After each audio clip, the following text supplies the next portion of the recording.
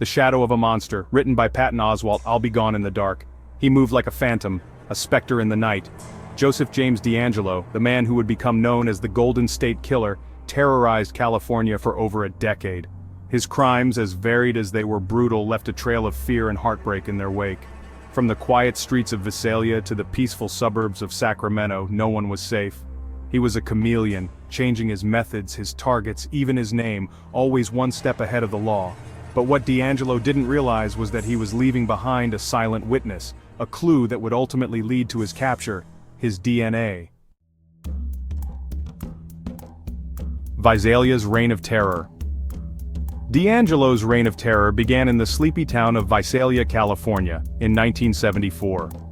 This quiet community, known for its peaceful streets and close-knit neighborhoods, was about to be shaken to its core. He was known then as the Visalia Ransacker, a name that hinted at the escalating nature of his crimes. The moniker would soon become synonymous with fear and dread. He began by creeping into homes, stealing trinkets and trophies, seemingly random objects that held little value. These items, however, were significant to him, serving as mementos of his invasions. But soon, the ransacking turned violent. The break-ins became more frequent, and the sense of violation grew deeper within the community. He stalked his victims, peering into their windows, learning their routines. His methodical approach made him even more terrifying, as he seemed to know his victims' every move. He became bolder, more brazen, his crimes a terrifying crescendo of escalating violence. The community's fear grew with each new incident as the ransacker's actions became more unpredictable. One night, DeAngelo broke into the home of Claude Snelling, a journalism professor at the College of the Sequoias. This was not just another break-in, it was a premeditated attack. Snelling, alerted by his young daughter's screams, confronted the intruder. His bravery in the face of danger was a stark contrast to the cowardice of the ransacker. DeAngelo, caught in the act, shot Snelling dead before fleeing into the night. The sound of the gunshot echoed through the neighborhood, a grim reminder of the escalating threat. This marked a turning point, a chilling escalation from petty theft to cold-blooded murder. The community's sense of safety was shattered, and the police were now dealing with a killer. The Visalia ransacker had tasted blood, and his appetite for violence was only just beginning. The terror that gripped Visalia was far from over, as DeAngelo's reign of terror was just starting to unfold. East Area Rapist Terror in the Suburbs. By 1976, DeAngelo had moved on from Visalia, his sights set on the unsuspecting suburbs of Sacramento. The quiet neighborhoods with their tree-lined streets and friendly faces seemed like the perfect hunting ground for his next wave of terror. Here, he became known as the East Area Rapist, a moniker that would soon strike fear into the hearts of countless residents. The name itself became synonymous with dread, as stories of his heinous acts spread like wildfire. He preyed on couples, often tying up the man and forcing him to watch as he brutally assaulted the woman. His attacks were not just physical, but deeply psychological, leaving scars that would last a lifetime. He was meticulous and methodical, often spending hours with his victims, torturing them psychologically as well as physically. His ability to evade capture only added to the terror, making him seem almost supernaturally elusive. His crimes were marked by their depravity.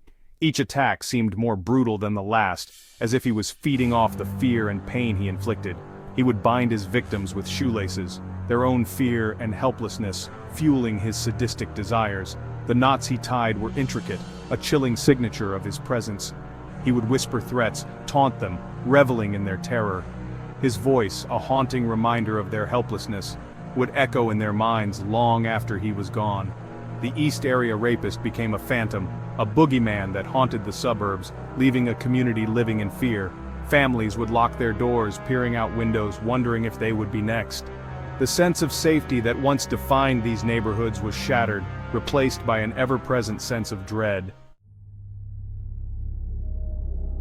Original Night Stalker, The Darkness Deepens.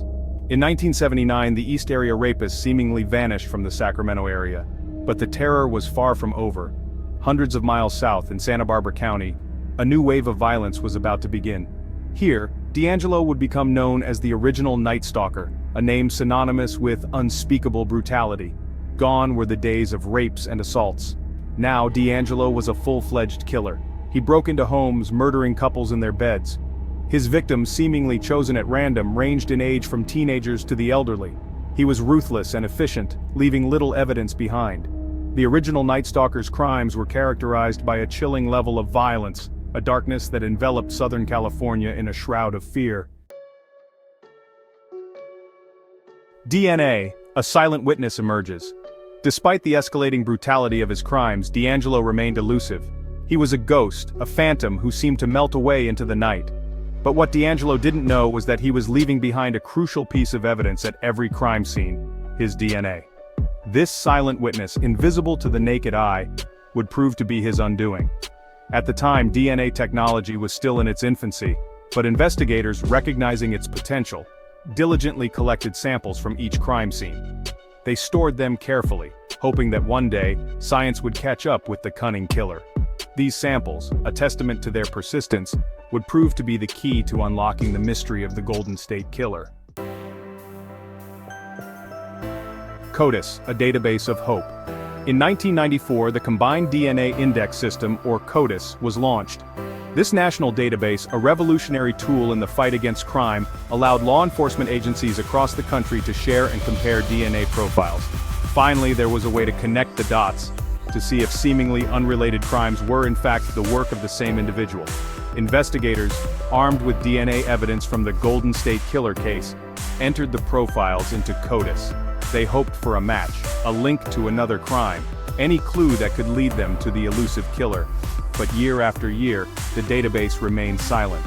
The Golden State Killer, it seemed, was a ghost in the system as well. Genetic genealogy, cracking open the past. As the years turned into decades, the case of the Golden State Killer went cold. But investigators never gave up hope. They clung to the belief that one day, justice would be served. That day came in 2018 with the advent of genetic genealogy, a revolutionary new forensic technique that would change the landscape of criminal investigation forever. Genetic genealogy, unlike traditional DNA profiling, doesn't rely on a direct match in a criminal database. Instead, it uses DNA to trace familial relationships, building a family tree that can lead investigators to potential suspects. It was a long shot, a Hail Mary pass in a case that had long seemed unsolvable, but it was a shot worth taking. The family tree tracing the killer's roots. Investigators working with genealogists uploaded the Golden State Killer's DNA profile to GEDmatch, a public genealogy website. They weren't looking for DeAngelo himself, but for anyone who might be related to him, anyone who might share a common ancestor. The results were astounding. The DNA profile matched distant relatives of Joseph James DeAngelo, a former police officer living a quiet life in Citrus Heights, California. It seemed impossible. Could this unassuming man really be the monster who had terrorized California for decades? Investigators, cautiously optimistic, began to build a family tree, meticulously piecing together generations of DeAngelo's family history. Closing in the arrest and confession. Armed with this newfound knowledge, investigators placed DeAngelo under 24/7 surveillance. They meticulously tracked his every move, ensuring that no detail was overlooked. They collected discarded DNA samples from his trash, hoping for a definitive match. Every piece of evidence was carefully cataloged and analyzed, as the team worked tirelessly to build their case. The results, when they came back, sent shockwaves through the investigation. The confirmation was both a breakthrough and a moment of intense emotion for the entire team. The DNA from the trash matched the DNA from the crime scenes. This was the irrefutable evidence they had been seeking for decades. Joseph James DeAngelo was the Golden State Killer. The man who had eluded capture for so long was finally identified. On April 24, 2018, DeAngelo was arrested at his home. The arrest was swift and decisive, marking the end of a long and arduous investigation. He seemed stunned, caught completely off guard. The reality of his capture was sinking in, and the facade he had maintained for years was shattered. In the years since his crimes, he had blended back into society, living a seemingly normal life. Neighbors and acquaintances were shocked to learn the truth about the man they thought they knew. But the walls were closing in, and the ghost of his past had finally caught up with him. The relentless pursuit of justice had paid off. In a Sacramento courtroom, DeAngelo confessed to his crimes, bringing to a close one of the longest and most terrifying crime sprees in American history. His confession provided a sense of closure to the victims and their families who had waited so long for justice. The ethics of DNA, a double-edged sword? The capture of Joseph James DeAngelo marked a watershed moment in criminal justice. It proved the power of DNA technology, its ability to solve even the most complex and cold cases.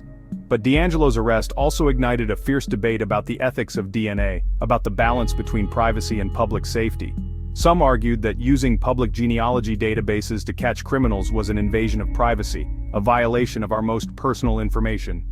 Others countered that DNA, when used responsibly, could be an invaluable tool for law enforcement, a way to bring closure to victims and hold perpetrators accountable for their crimes. The future of justice, DNA's enduring legacy. The legacy of the Golden State Killer case is still being written.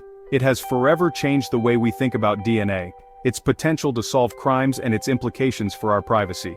As technology continues to advance, so too will the ethical dilemmas surrounding its use. One thing is certain, DNA technology is here to stay. It has the power to unlock the secrets of the past and to shape the future of criminal justice. The challenge now is to harness that power responsibly, to ensure that it is used to protect the innocent and bring justice to those who deserve it, all while safeguarding the fundamental right to privacy.